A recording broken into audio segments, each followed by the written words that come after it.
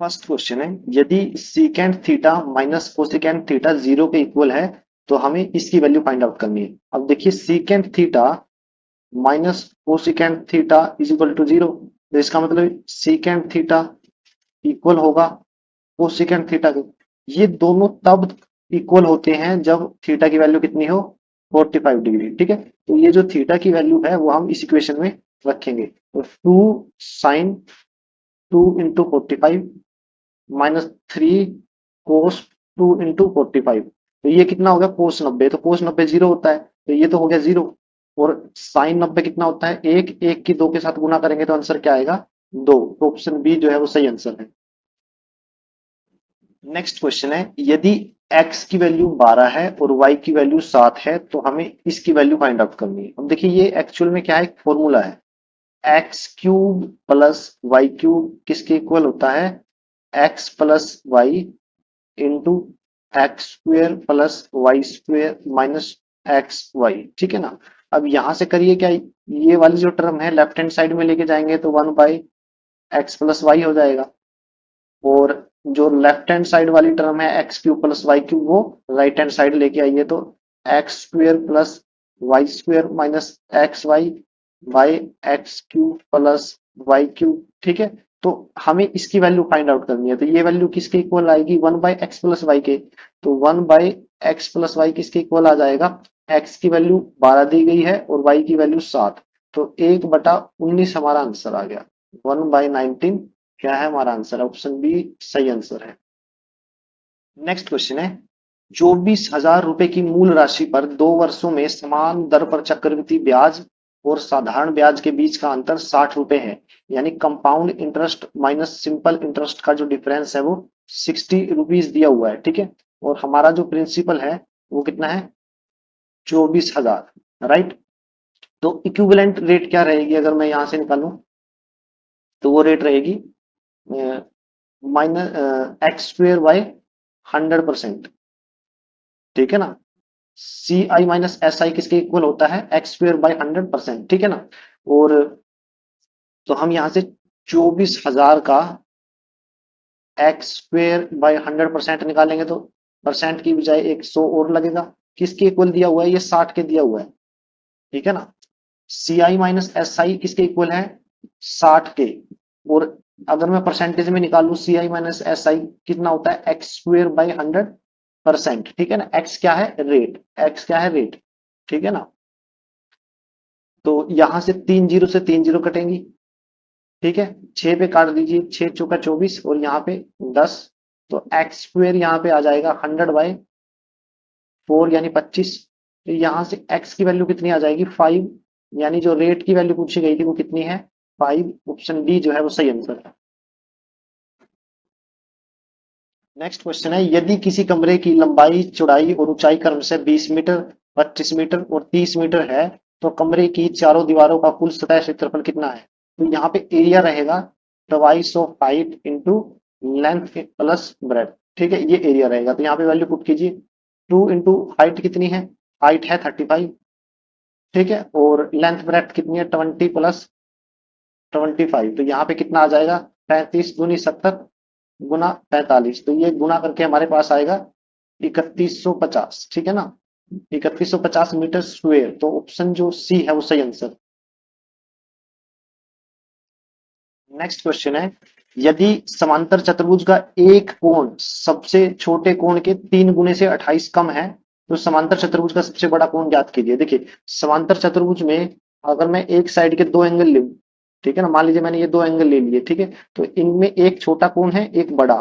ठीक है, तो मान लीजिए देखने से पता चल रहा है ये क्या है, बड़ा एंगल है और ये स्मॉल है, तो दोनों का जो जोड़ होगा वो कितना होगा, 180 डिग्री। राइट, तो मैंने स्मॉल एंगल मान लिया वो है x डिग्री। ठीक है, तो अकॉर्डिंग टू क्वेश्चन क्या बोला गया है, जो एक एंगल है यानी बड़ा जो एंगल है वो सबसे छोटे एंगल के 3 गुने से 28 कम है। यानी एक एंगल मैंने x माना तो बड़ा एंगल कितना है, छोटे एंगल का 3 गुना उससे 28 कम। तो ये छोटा एंगल है और ये बड़ा एंगल है, दोनों को जोड़ूंगा तो जोड़ कितना आएगा, 180 डिग्री। ठीक है ना, तो यहाँ से 3x और 1x 4x 28 इधर जाएगा तो कितना हो जाएगा, 208। ठीक है, 4 से काटिए, 4 पंजे 20, 4 दूनी 8, यानी एक्स की वैल्यू कितनी आ जाएगी, छोटा कोण कितना आ जाएगा, 52 डिग्री। ठीक है, हमें क्या निकालना है, हमें निकालना है बड़ा एंगल। बड़ा एंगल क्या है, 180 माइनस 52 कर दीजिए। ठीक है ना, तो ये कितना आ जाएगा, 128 डिग्री। तो ऑप्शन जो डी है वो सही आंसर है। नेक्स्ट क्वेश्चन है, एक्स और वाई एक कार्य को 28 दिन में और 20 दिन में पूरा कर सकते हैं। एक्स ने अकेले कार्य शुरू किया और 4 दिनों के बाद वाई कार्य पूरा होने तक उसके साथ शामिल हो गया। कार्य कितने समय तक चला। देखिए, जो एक्स है वो काम को 28 दिन में करता है और वाई जो है काम को 20 दिन में करता है। दोनों का एलसीएम लूंगा तो टोटल मेरे पास आ जाएगा एलसीएम 140, उसको मैंने मान लिया टोटल वर्क। तो एक्स की एफिशिएंसी कितनी हुई एक दिन की, वो रहेगी 140 बटे 28 यानी 5। और वाई की एफिशिएंसी कितनी रहेगी, 7 यूनिट। ठीक है, अब देखिए, एक्स ने 5 दिन, सॉरी 4 दिन काम किया है, एक्स की एफिशिएंसी कितनी है, 5 यूनिट। और 4 दिन काम करके इसने कितना काम कर लिया, 20 यूनिट काम। यानी 20 यूनिट में यहां से घटाऊंगा तो काम कितना बचा, 120 यूनिट। यानी 4 दिन ए ने काम कर लिया, सॉरी एक्स ने 4 दिन काम कर लिया। अब क्या है, 120 यूनिट को कौन करेगा, एक्स प्लस वाई दोनों। एक्स प्लस वाई की एफिशिएंसी कितनी है, 12 यूनिट। वो एक दिन में 12 यूनिट काम करते हैं, तो 120 यूनिट कितने दिन में करेंगे, 10 दिन में। 4 दिन पहले थे, 10 दिन अब थे, तो टोटल कितना टाइम आ गया, 14 दिन। ठीक है, ऑप्शन डी जो है वो सही आंसर। नेक्स्ट क्वेश्चन है, चक्रवृद्धि ब्याज पर एक धनराशि 2 वर्षों में 6400 रुपए और 4 वर्षों में 8100 रुपए हो जाती है। चक्रवृद्धि ब्याज की दर ज्ञात कीजिए, हमें रेट निकालना है। देखिए, मान लीजिए मेरी जो धनराशि थी वो एक्स थी। ठीक है, तो 2 साल में वो कितनी हो गई, 6400। ठीक है, और फिर 4 साल में कितनी हो गई, 8100। ठीक है, तो आप देखोगे दोनों में कितने साल का डिफरेंस है, 2 ईयर का। ठीक है, ये 2 साल का अमाउंट में डिफरेंस है। अगर मुझे 1 साल का डिफरेंस निकालना हो तो जितनी जितने ये साल है उसी से मैं, जैसे 2 है तो मैं क्या करूंगा, दोनों का अंडर रूट कर दूंगा। राइट, तो यहाँ पे 6400 का अंडर रूट कितना आ गया, 80। और यहाँ पे कितना आ गया, 90। ठीक है, तो अब यहाँ पे आप देखिए डिफरेंस कितना है, यहाँ पे डिफरेंस है 10 का। राइट, डिफरेंस कितना आ गया, 10 का। ये डिफरेंस 10 का कितने कितने में आया है, 1 साल में। ठीक है ना, यहाँ पे डिफरेंस कितने का था, 2 साल में 6400 से 8100 था। तो मैंने दोनों का अंडर रूट ले लिया, तो 6400 का अंडर रूट 80 और 8100 का अंडर रूट 90। ठीक है, तो 1 साल में डिफरेंस कितने का आ गया, 10 का। ठीक है ना, तो 10 रुपए इंक्रीज हुए 80 रुपए पे। ठीक है ना, तो ये किसके इक्वल आ जाएगा, 1/8 के। तो 1/8 किसके इक्वल होता है, यानी परसेंटेज में निकालना तो 100 से मल्टीप्लाई करना पड़ेगा, यानी 12.5%। ठीक है, तो ऑप्शन जो सी है वो सही आंसर। नेक्स्ट क्वेश्चन है, एक टेलीविजन निर्माता एक टीवी सेट को 24,750 रुपए में बेच के 10% का लाभ कमाता है, यानी मुनाफा कमाता है। यदि उत्पादन लागत 15% बढ़ जाती है तो लाभ 15% का प्राप्त करने के लिए टीवी सेट का नया विक्रय मूल्य क्या होना चाहिए। देखिए, सबसे पहले हमें दिया हुआ क्या है, सेलिंग प्राइस। ठीक है, सेलिंग प्राइस हमें दिया हुआ है 24,750। राइट, तो इस पे प्रॉफिट कितना दिया हुआ है, 10%। ठीक है ना, तो यहां से हम क्या निकालेंगे, कॉस्ट प्राइस। कॉस्ट प्राइस क्या हो जाएगा, हमारा जो सेलिंग प्राइस है उसको डिवाइड करेंगे। देखिए, प्रॉफिट कितना है, 10%, तो 100 में 10 जोड़ेंगे 110% हो जाएगा सेलिंग प्राइस। ठीक है ना, तो सेलिंग प्राइस को 110% से भाग करेंगे और परसेंट का ऊपर गुना हो जाएगा। ठीक है ना, जीरो से जीरो कैंसिल, 11 से काटेंगे, 11 दूना 22, 11 दूना 22, 11 पंजे 55। तो कॉस्ट प्राइस कितना आ गया, 22,500। ठीक है, अब क्या बोल रहा है, अब वो बोल रहा है कि 15% तो क्या हुआ, मैन्युफैक्चरिंग जो कॉस्ट है वो इंक्रीज होगा, प्रोडक्शन कॉस्ट। और 15% का उसको लाभ चाहिए। ठीक है, कॉस्ट प्राइस हमने निकाल लिया और हमें ये 2% के अकॉर्डिंग अब विक्रय मूल्य यानी सेलिंग प्राइस निकालना है। तो मैं क्या करूंगा, मेरे पास दो रेट दी गई है। ठीक है ना, 2% दी गई है, तो इक्विवेलेंट परसेंटेज कैसे निकालूंगा, इक्विवेलेंट परसेंटेज। ठीक है, उसका एक फॉर्मूला होता है, एक्स एक्स की वैल्यू मैंने 15% मान ली और वाई की वैल्यू भी मैंने 15% मान ली। तो 15%, 15%, ये परसेंटेज बाद में लगा लूंगा मैं, प्लस दोनों की गुना बटे 100। तो यहाँ पे कितना आया, 15 और 15 30, और 25, 15 और 15 गुना 225, 100 से भाग करेंगे 2.25, यानी 32.25% आ गया। ठीक है ना, यानी हमें इतना परसेंट निकालना है इतना परसेंट हमें एक तरह से प्रॉफिट चाहिए और कॉस्ट प्राइस हमें ये दिया गया है। तो अब हम सेलिंग प्राइस निकालेंगे। सेलिंग प्राइस कितना आएगा? कॉस्ट प्राइस का कॉस्ट प्राइस का 32.25%, ठीक है ना, इसकी वैल्यू निकालनी है। तो 22500 इंटू 3225, डिनोमिनेटर में डेसिमल हटाएंगे 100, इंटू फिर परसेंटेज की जगह हम 100 लगाएंगे, ठीक है। दो जीरो से दो जीरो कैंसिल, इसकी इसके साथ गुना करेंगे तो मेरे पास आएगा 2975625, ठीक है ना। और ये दो जीरो की जगह 2 डिजिट के बाद डेसिमल लगाएंगे तो ये हमारा आंसर आ गया, ठीक है। तो ऑप्शन जो बी है वो सही आंसर है। नेक्स्ट क्वेश्चन है, ने सोहन ने अपने खर्चों में 25% की कमी की, बाद में इन्हें 10% और कम कर दिया, तो उसका खर्च कुल मिलाकर कितने प्रतिशत कम हो गया? देखिए, इक्विवेलेंट परसेंटेज निकालनी है तो इसके लिए एक फॉर्मूला है, वो क्या है? X plus y plus x into y by 100, ठीक है ना। इस क्वेश्चन में एक्स क्या है? जो पहली परसेंटेज है वो पहली परसेंट क्या हो रही है? कम हो रही है, तो हम इसको माइनस में लेंगे, -25%, ठीक है ना। और वाई की वैल्यू क्या है? 10% है, वो भी कम हो रही है, ठीक है ना। तो -10% ये आ जाएगा, ठीक है। तो दोनों हम इस फॉर्मूले में पुट करेंगे तो -25 प्लस -10 प्लस एक्स की वैल्यू कितनी है? -25 गुना -10, ठीक है, डिनोमिनेटर में 100। तो यहाँ पे देखिए -25 और -10 -35, और यहाँ पे माइनस माइनस प्लस, जीरो से जीरो कैंसिल, प्लस का 2.5, तो यहाँ पे हमें इक्विवेलेंट परसेंटेज कितनी मिली? -32.5%। तो ऑप्शन जो ए है वो सही आंसर है। नेक्स्ट क्वेश्चन है, find the minimum value of this equation. देखिए 11 sine square theta plus 12 cos square theta की मिनिमम वैल्यू फाइंड आउट करनी है। तो 12 कोस स्क्वायर को मैं लिख सकता हूँ 11 cos square theta plus cos square theta, ठीक है। तो यहां से मैं 11 कॉमन लूंगा तो अंदर क्या बचा? Sine square theta plus cos square theta, ठीक है। इस प्लस ये बाहर क्या है? Cos square theta. ये क्या होता है? ये इक्वल होता है 1 के, तो 1 को 11 से मल्टीप्लाई करूंगा तो 11 ही आएगा। 11 प्लस कोस स्क्वायर थीटा। अब देखिए मुझे इसकी ना, ये इस इक्वेशन की मुझे मिनिमम वैल्यू फाइंड आउट करनी है, सबसे कम वैल्यू। तो मिनिमम वैल्यू 11 को तो मैं कम नहीं कर सकता, 11 तो कांस्टेंट है। इसको कम कितना कर सकता हूँ? इसको मैं जीरो कर दूं, ठीक है ना, क्योंकि कोस थीटा जो है वो जीरो से एक वैल्यू होती है, तो मिनिमम वैल्यू तो जीरो ही, तो मैं इसको जीरो ही कर सकता हूँ। किस एंगल पे? थीटा पे इसको जीरो करूंगा। अगर थीटा की वैल्यू कितनी हो? 90 डिग्री हो तो ये जीरो हो जाएगी। तो मिनिमम वैल्यू क्या आई? 11, ठीक है ना। तो ऑप्शन जो सी है वो सही आंसर है। नेक्स्ट क्वेश्चन है, यदि sine theta minus cosecant theta equal है √2 के, तो sine cube theta minus cosecant cube theta की वैल्यू फाइंड आउट करनी है। देखिए साइन थीटा को मैं sine theta minus cosecant theta को लिख सकता हूँ 1/sin थीटा, इसके इक्वल है √2 के, ठीक है। और हमें वैल्यू किसकी निकालनी है? Sine cube theta minus cosecant cube को लिख सकता हूँ 1/sin क्यूब थीटा, हमें इसकी वैल्यू निकालनी है। देखिए इस तरह की फॉर्मेशन का डायरेक्ट फॉर्मूला होता है। क्या फॉर्मूला होता है? यदि x माइनस 1/x ए के इक्वल है तो x cube minus 1/x cube का फॉर्मूला क्या होगा? ए क्यूब प्लस 3a। यहाँ पे a की वैल्यू कितनी दी हुई है अकॉर्डिंग टू क्वेश्चन? √2, ठीक है। तो जस्ट हम यहाँ पे पुट करेंगे तो √2 का क्यूब, राइट, प्लस 3 √2, राइट। तो √2 का क्यूब करेंगे तो 2 √2 प्लस 3 √2, ऐड करके क्या आ जाएगा? 5 √2, ठीक है ना। तो ऑप्शन जो डी है वो सही आंसर है।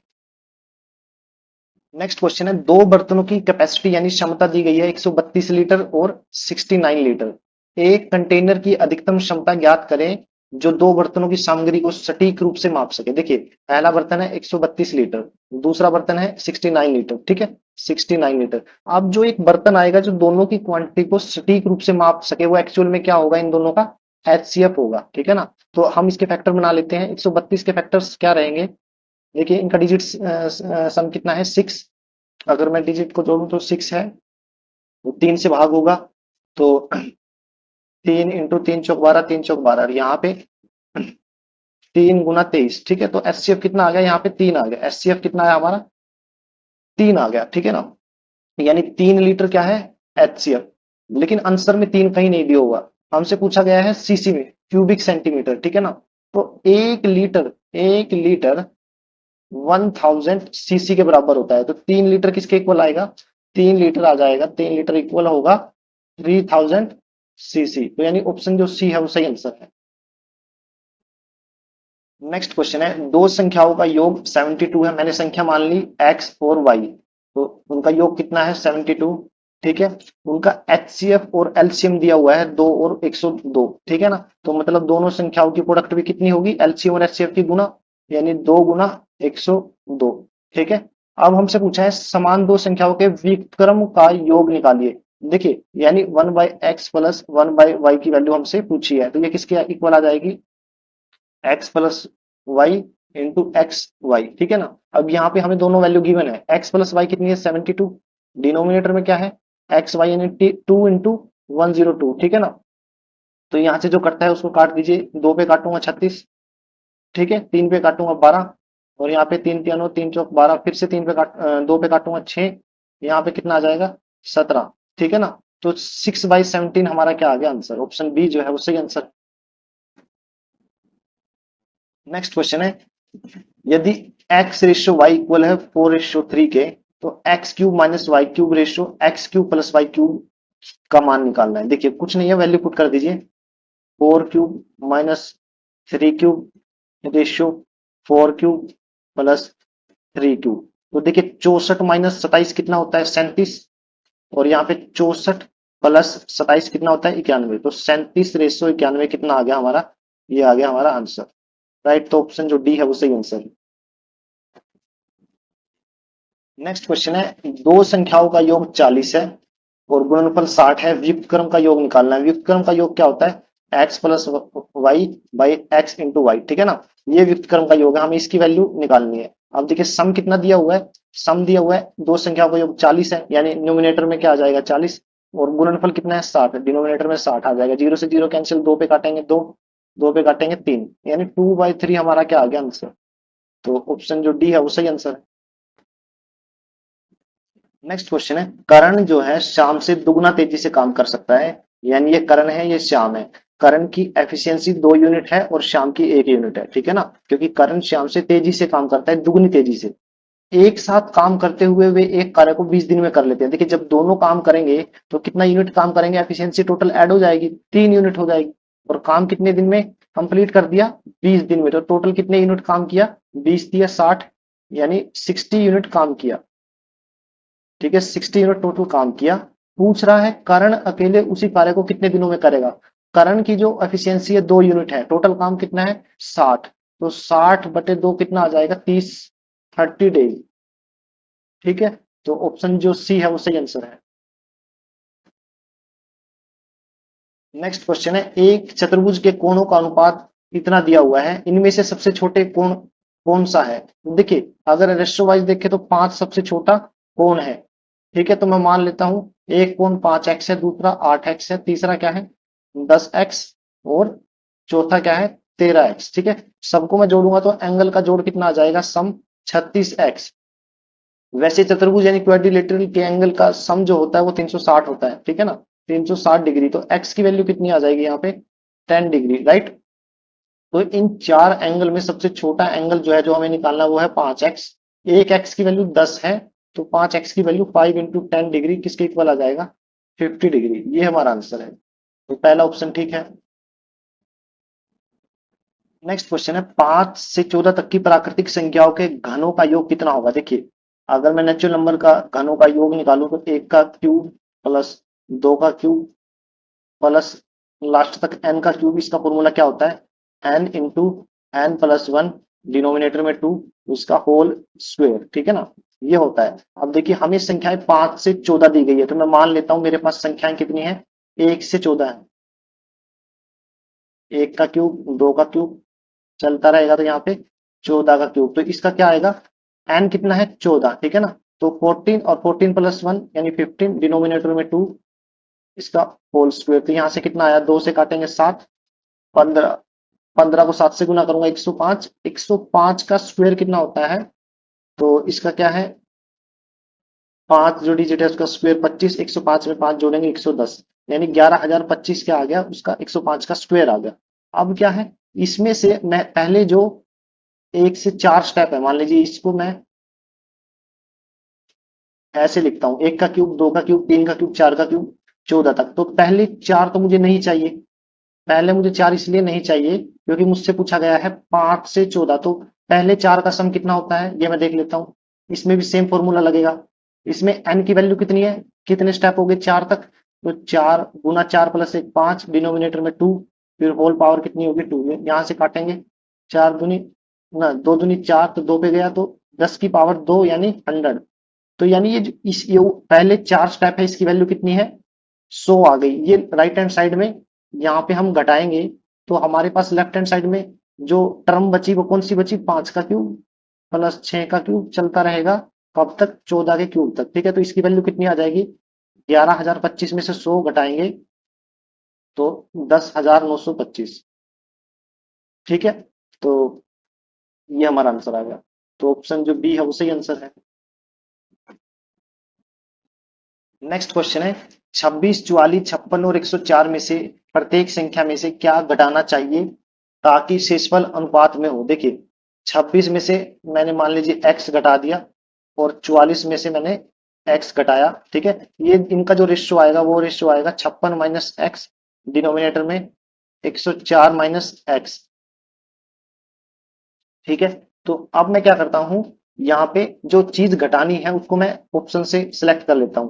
तो मैंने 7 को सिलेक्ट कर लिया, तो 26 माइनस 7 कितना होता है 19, डिनोमिनेटर में कितना है 7 घटाएंगे तो 37 आ जाएगा। ठीक है, इक्वल किसके आएगा, 7 घटाऊंगा तो 49। ठीक है, यहाँ पे 7 घटाऊंगा तो कितना आ जाएगा 97। ये दोनों इक्वल नहीं है। अब मैं क्या करता हूँ 8 घटा के देखता हूँ। ठीक है, तो 26 में से 8 घटाऊंगा 18, डिनोमिनेटर में 44 में से 8 घटाऊंगा 36। ठीक है, और राइट हैंड साइड में 56 में से 8 घटाऊंगा तो कितना आ जाएगा 48, और यहाँ पे 104 में से 8 घटाऊंगा 96। तो आप देखिए 18 एकम 18, 18 दूना 36, 48 दूना 96, तो रेशियो क्या आ रहा है इक्वल आ रहा है। ठीक है ना, अनुपात इक्वल आ रहा है। ठीक है, तो इसका मतलब जो ऑप्शन सी है सही आंसर। नेक्स्ट क्वेश्चन है अंक 2, 3, 4, 0, 5 का उपयोग करके बनाई गई सबसे छोटी 5 अंकों की संख्या क्या है। अब देखिए सबसे छोटी संख्या लेनी है तो जीरो को काउंट नहीं करेंगे, 2, 3, 4 और 5 में सबसे छोटा डिजिट चुनिए, तो वो क्या होता है 2। ठीक है, तो 2 सबसे आगे आएगा। अब करिए क्या, जो बाकी के 4 डिजिट हैं उसमें से सबसे छोटे को पहले लिख लीजिए।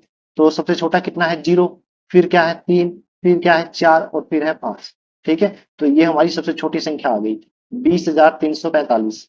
तो ऑप्शन जो ए है वो सही आंसर। नेक्स्ट क्वेश्चन है दो संख्याएं 9 और 11 के अनुपात में है, यदि प्रत्येक संख्या में 6 जोड़ दिया जाए तो संख्याओं का अनुपात 6:7 हो जाता है। बड़ी संख्या ज्ञात कीजिए। देखिए संख्याओं का अनुपात क्या है 9:11। ठीक है, और फिर बाद में फाइनल रेशियो कितना हो गया 6:7। ठीक है ना, अनुपात कितना हो गया 6:7। अब ऐड कितना किया गया है, यहाँ भी 6 किया गया है और यहाँ भी 6 किया गया है। ठीक है ना, डिफरेंस अलग अलग है, यहाँ पे डिफरेंस कितने का है, यहाँ पे है 3 का और यहाँ पे है 4 का। ठीक है ना, तो ये डिफरेंस हम इक्वल कैसे करेंगे, हमें करना क्या है इन दोनों का डिफरेंस निकाल लीजिए। 9 और 11 का डिफरेंस कितना होता है 2, और 6 और 7 का डिफरेंस क्या है 1। जो डिफरेंस नीचे वाले रेशियो का है उसको ऊपर वाले से गुना कर दो, 9 गुना 1, 11 गुना 1। और जो रेशियो जो डिफरेंस ऊपर है उसको नीचे वाले रेशियो से गुना कर दीजिए।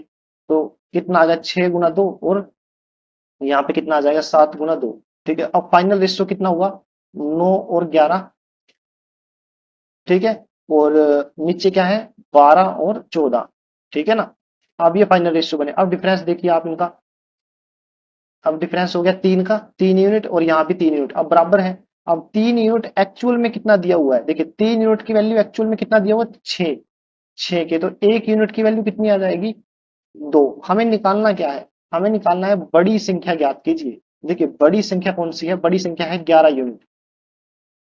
ठीक है, 11 यूनिट, और यहाँ पे नीचे की तरफ देखूं, नीचे वाले रेशियो में देखिए शुरू में तो अनुपात ये था 9 और 11, 6 जोड़ने पे रेशियो ये नीचे आया 12 और 14, तो बड़ी संख्या कौन सी होगी 14 यूनिट। 1 यूनिट की वैल्यू 2 है तो 14 यूनिट की वैल्यू कितनी आ जाएगी 14 गुना 2 यानी 28। तो ऑप्शन जो डी है वो सही आंसर है। नेक्स्ट क्वेश्चन है एक लंबवत सिलेंडर यानी राइट सिलेंडर में घुमावदार सतह क्षेत्र का कुल सतह क्षेत्र से अनुपात 5:9 है। सिलेंडर की ऊंचाई और सिलेंडर की त्रिज्या का अनुपात ज्ञात कीजिए। देखिए हमें निकालना क्या है, सिलेंडर की हाइट बाय रेडियस का रेशियो फाइंड आउट करना है, ठीक है ना। और हमें दिया हुआ है surface area, curved surface area और टोटल सरफेस एरिया का रेशियो, ठीक है ना। कर्व सरफेस एरिया कितना होता है 2πr/h और टोटल सरफेस एरिया कितना होता है 2πr/r+h, राइट। किसके इक्वल है ये, इसके इक्वल दिया गया 5:9 यानी 5/9 के। तो यहां से 2πr कैंसिल हो गया, यहां भी कैंसिल हो गया, तो यहाँ कितना आया h/r+h, इसके इक्वल है 5/9 के। यानी h की वैल्यू अगर 5 है तो यहां से r की वैल्यू कितनी आएगी, अगर h की वैल्यू नीचे 5 रख दूं तो r की वैल्यू कितनी आ गई 4, ठीक है। अब वो h और r की वैल्यू यहाँ पे पुट कर दीजिए। h की वैल्यू कितनी है, h की वैल्यू अगर 5 है तो r की वैल्यू हमारी क्या निकल के आई है 4। तो हमें हमसे यही रेशियो पूछा था, तो ऑप्शन जो बी है वो सही आंसर। नेक्स्ट क्वेश्चन है, एक वर्ग की दो आसन भुजाओं की लंबाई 35% और 25% बढ़ जाती है, परिणामी आयत यानी जो लेंथ बढ़ने के बाद जो आयत का क्षेत्रफल हमें मिलेगा वो पहले के वर्ग के क्षेत्रफल से कितना अधिक है, यानी कितना परसेंट इंक्रीज हुआ, ठीक है ना। तो पहला इंक्रीज क्या कितना था 35% और दूसरा था 25%। हमसे पूछा है कि रिजल्ट में फाइनल इंक्रीज कितना परसेंट हुआ है, तो इसके लिए फॉर्मूला होता है x+y डिनोमिनेटर में 100, ठीक है ना। तो x की वैल्यू कितनी है 35%, y की वैल्यू 25%, प्लस 35 × 25 डिनोमिनेटर में क्या आ जाएगा 100, ठीक है। 25 चौका 100, 4 से काटेंगे, 4 8 32, 4 7 28, 4 पंजे 20 और यहाँ पे डेसिमल आ जाएगा। तो जोड़ के देखिए 35 और 25 60 और 8.75 कितना आ गया 68.75, ठीक है ना परसेंट। तो इतना इंक्रीज हुआ है एरिया में, तो ऑप्शन जो डी है वो सही आंसर है। नेक्स्ट क्वेश्चन है, एक दर्जी 1 मीटर कपड़े से 5 टुकड़े बना सकता है, उसके पास 57.6 मीटर कपड़ा है, वह इस कपड़े से कितने टुकड़े बनाएगा। देखिए 1 मीटर में 5 टुकड़े बनाता है तो 57.6 मीटर में कितने बनाएगा, 5 से गुणा कर दीजिए। डेसिमल हटाऊंगा तो डिनोमिनेटर में 10, 5 दूनी 10, 2 से काटेंगे, 2 दूनी 4, 2 अठे 16, 2 अठे 16, यानी टोटल पीस कितने आ गए 288, ठीक है। तो ऑप्शन जो ए है वो सही आंसर है। नेक्स्ट क्वेश्चन है, एक्स और वाई एक कार्य को 15 दिन में और 20 दिन में करते हैं। एक्स 15 दिन में करता है और वाई 20 दिन में। तो अगर मैं 5 से काटूं 3 और 4, समय का रेशियो कितना आ गया 3 4, तो एफिशिएंसी का रेशियो कितना आएगा, एक्स का 4 आ गया और वाई का 3 यूनिट, ठीक है ना। एक्स और वाई की एफिशिएंसी आ गई 4 3। जेड की क्षमता एक्स की क्षमता का 2.5 गुना है, तो जेड एक्स का 2.5 गुना है, मतलब इसकी एफिशिएंसी कितनी आ गई 10 यूनिट, ठीक है ना। एक साथ काम करते हुए एक्स वाई जेड उसी कार्य को कितने दिन में करेंगे। देखिए 4 3 और 10 का एलसीएम ले लीजिए, एलसीएम आएगा हमारे पास 60, 60 को मान लीजिए टोटल वर्क। तो हमें निकालना है कितने दिन लगेंगे अगर वे तीनों काम करें। तो तीनों की एफिशिएंसी कितनी आ जाएगी 4 और 3 7 और 10 17 यूनिट, ठीक है ना। तो हमें डेज निकालने हैं, तो कैसे निकालोगे 60/17, तो 17 3 51, ठीक है, ऊपर क्या आ जाएगा 9। तो 3 सही 9/17 डेज क्या आ गया हमारा आंसर। तो ऑप्शन जो ए है वो सही आंसर है। नेक्स्ट क्वेश्चन है, 6 अंकों की सबसे बड़ी और सबसे छोटी संख्या के बीच का अंतर क्या है। तो सबसे बड़ी संख्या, आप सबसे बड़े डिजिट को 6 बार लिख दीजिए, तो सबसे बड़ा डिजिट क्या होता है 9, तो उसको मैं 6 बार लिख रहा हूं, ठीक है ना। फिर सबसे छोटी संख्या लिखने के लिए पहला जो डिजिट है वो सबसे छोटा लिखना है, लेकिन वो 0 नहीं होना चाहिए। तो सबसे पहला जो डिजिट लिखा मैंने वो 1 लिख दिया, और बाकी के पीछे के डिजिट वो लिखे जो सबसे छोटे हैं, तो वो आएगा 0 1 2 3 4 5। तो हमें बस इसी का डिफरेंस लिखना है, वो कितना आ जाएगा 8 99999। तो ऑप्शन जो बी है वो सही आंसर है। नेक्स्ट क्वेश्चन है, हमें ये दिया हुआ है और 2x के स्क्वायर का मान निकालना है। गिवन क्या है 11 इक्वल है 11x/1 - x के। तो 11 से 11 कैंसिल होगा, ये डिनोमिनेटर वाली टर्म यहाँ लेफ्ट हैंड साइड में जाएगी, तो 1 - x किसके इक्वल आ गया x। तो ये वाला x राइट हैंड साइड में जाएगा, तो 1 = 2x। 2x की वैल्यू 1 है तो इसके स्क्वायर की वैल्यू भी क्या रहेगी 1 ही रहेगी। तो हमें 2x के स्क्वायर की वैल्यू निकालनी थी, तो वो क्या आ गई 1। तो ऑप्शन डी जो है वो सही आंसर है। नेक्स्ट क्वेश्चन है, दो संख्याओं का एचसीएफ और एलसीएम 60 और 420 है, यानी उन दोनों संख्याओं की, मान लीजिए x और y दो संख्याएं, उनकी गुना कितनी आ जाएगी, 60 गुना 420। ठीक है ना, दो संख्याओं की गुना किसके इक्वल होती है, उनके एचसीएफ और एलसीएम की गुना की। ठीक है, अब एक संख्या मान लीजिए x, x क्या है, यदि पहली संख्या को 2 से विभाजित किया जाए तो भागफल 60 आता है, तो संख्या कितनी आ जाएगी, 2 गुना 60 यानी 120। एक संख्या मुझे पता चल गई, मुझे y निकालनी है दूसरी, इक्वेशन में पुट कीजिए, y की वैल्यू क्या आ जाएगी, 60 गुना 420, डिनोमिनेटर में 120, 60 से कैंसिल कीजिए, 60 दूनी 120, दो पे काटिए 210, तो y की वैल्यू कितनी आ गई, 210। तो दूसरी संख्या हमारी क्या है, 210। ऑप्शन बी हमारा सही आंसर। नेक्स्ट क्वेश्चन है, find the difference between median and mode. देखिए मीडियन क्या होता है, जो सेट ऑफ डाटा है उसको आप बढ़ते क्रम में असेंडिंग ऑर्डर में लिखिए सबसे पहले, और जो मिडिल नंबर होगा उसी को हम मीडियन बोलते हैं। और मोड का मतलब क्या होता है, इसी सेट ऑफ डाटा में जो मोस्ट रिपीटिंग होगा उसी को हम मोड बोलेंगे। ठीक है, तो मैं असेंडिंग ऑर्डर में लिख रहा हूं, जैसे ये 2 है सबसे छोटा, तो मैंने लिख लिया 2 2। ठीक है, फिर क्या है, 3 3 बार है, एक बार लिखा, 2 बार और 3 बार। ठीक है, फिर क्या है, 5 जो है 2 बार है, फिर 7 भी 2 बार है, और फिर 9 है। राइट, अब देखिए टोटल नंबर काउंट कीजिए, 2 4 6 8 10, 10 है। जब इवन नंबर हो तो करिए क्या, जो बीच के दो नंबर होंगे उसका जो आप एवरेज लोगे वो आपका मीडियन होगा। तो आप करिए क्या, जैसे ये इवन है तो 4 पहले छोड़ दीजिए, और 4 डिजिट लास्ट के, जो बीच के जो दो हैं, ठीक है, आप उसका एवरेज ले लीजिए। ठीक है, तो 3 और 5 का सम कितना होता है, 8, 8 को 2 से डिवाइड करके एवरेज निकाला, कितना बना, 4। तो 4 मेरा क्या आ गया, मीडियन। राइट, अब मुझे निकालना है मोड। मोड होता है जो सबसे ज्यादा रिपीट है डिजिट, उसको हम मोड बोलेंगे। तो यहाँ पे मोड की वैल्यू क्या आ जाएगी, देखिए 2 जो है वो 2 बार रिपीट है, 3 है जो 3 बार रिपीट है, 5 2 बार, 7 भी 2 बार। तो इन पूरे डाटा में जो 3 है वो सबसे ज्यादा बार रिपीट है, तो मोड क्या आ गया, 3। हमें पूछा क्या है, मीडियन और मोड का डिफरेंस, हमें मीडियन और मोड का डिफरेंस पूछा है, तो 4 - 3 = 1। ठीक है ना, तो ऑप्शन जो डी है वो सही आंसर है। नेक्स्ट क्वेश्चन है, study the following pi diagram and answer the question that follows. देखिए क्वेश्चन क्या है, approximately how many degree of the central angle would represent expenditure on children fees. देखिए चिल्ड्रन जो फीस है कितनी है, 12.75%, वो सेंटर पे कितना एंगल बनाएगी, यानी ये जो एंगल है हमें ये फाइंड आउट करना है। देखिए जो 100 डिग्री होता है, 100 डिग्री जो है वो सेंटर पे पूरा एक सर्कल बनाता है। ठीक है ना, वो किसके इक्वल होगा, 360 डिग्री के। ठीक है, और 1% कितना होगा, वो होगा 360/100, यानी काटेंगे 0 से 0 कैंसिल, यानी 18/5 के होगा 1%। ठीक है, हमें वैल्यू कितनी निकालनी है, 12.75% की। ठीक है, वो कैसे निकालेंगे, इसको गुना कर दीजिए, यानी 12.75 को गुना करिए 18/5। ठीक है, तो 5 से काटेंगे, 5 दूनी 10, 5 दूनी 25, 5 दूनी 25। ठीक है ना, तो 18 × 5 = 90, 0 9 कॉमन रखेंगे, 18 × 5 = 90, 9 99, 9 फिर से कॉमन, 18 दूनी 36 और 9 45। तो 45.9 डिग्री हमारा एंगल आ गया, लेकिन ऑप्शन में 45.9 नहीं है, 46 है। तो ये हमसे पूछा भी अप्रोक्सीमेट था। ठीक है ना, तो 46 हमारा आंसर आ गया। ठीक है, नेक्स्ट क्वेश्चन है, the given table represent the sale figure of physics and chemistry books. ठीक है ना, इन द ईयर 2003 4 5 एंड 6, 4 साल दिए गए हैं, उस उन साल में फिजिक्स और केमिस्ट्री की बुक का जो कितनी बिक्री हुई है वो टेबल में दिया गया है। ठीक है ना, in which year was the difference in the sale of two subject book, the list. हमें बताना है कि किस साल में दोनों बुक की बिक्री के बीच का डिफरेंस सबसे कम है।